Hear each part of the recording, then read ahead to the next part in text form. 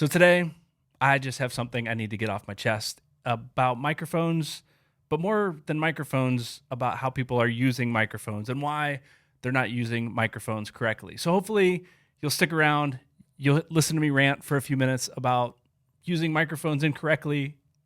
And my goal is not really just to rant and complain, but to help you know how to position and better use the microphone that you have so your podcast will sound that much better. Hey there, welcome to the channel. My name is Brian. This is Summit City Studios, and we talk all about podcasting on here. And as I mentioned in the intro, I want to get something off of my chest, and it has to do with the fact that I watch a lot of YouTube videos, and I see people that have really good microphones that sound really bad.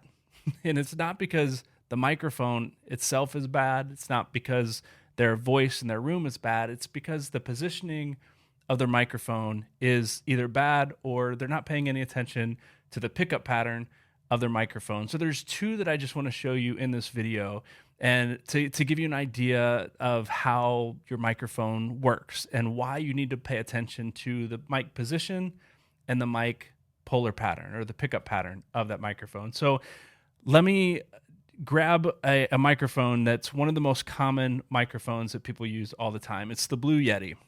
So the audio you're hearing right now is coming from this Rode Procaster microphone. It's a dynamic microphone. It's, as you can see, a couple inches away from my mouth, and it's pointed at the corner of my mouth. It's not directly in my face like this.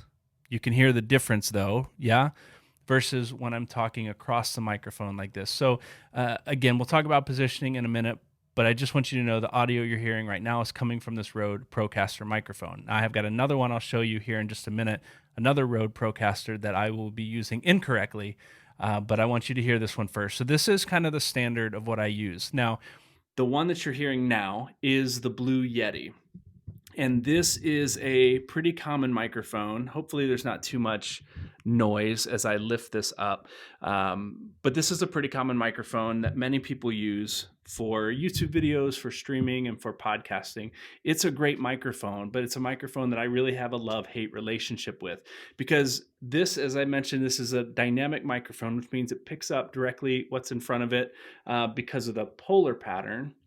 But a dynamic microphone rejects a lot of the sounds around it on the side. A condenser mic can do the same thing, but a condenser mic like the Blue Yeti is much more sensitive and picks up a lot more sound around it, which is why when people incorrectly use the Blue Yeti like this, and I fully understand why, it looks like a microphone like this that you talk into the front of.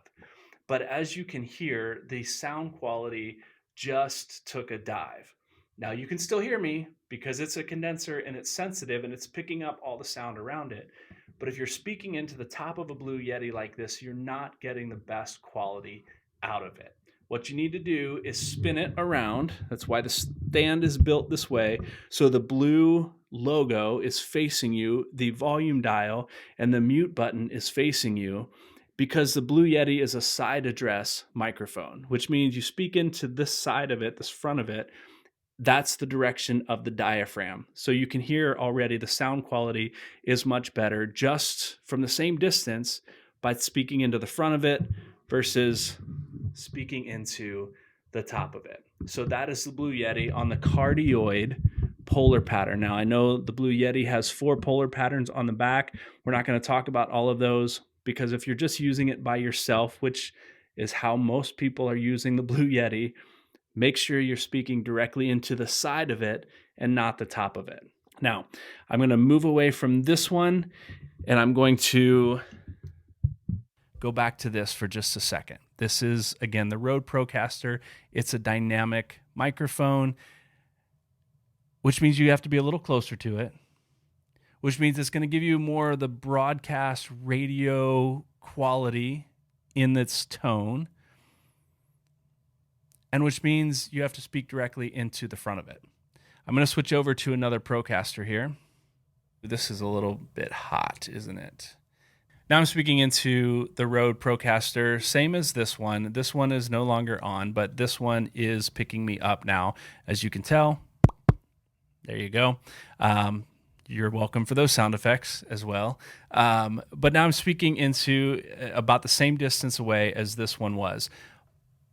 But I saw just the other day, maybe because someone saw a Blue Yeti and someone speaking into the side of a Blue Yeti, someone with this very microphone that was speaking into it as if it were a side address microphone. And again, as you can tell, the audio quality on this is not quality at all.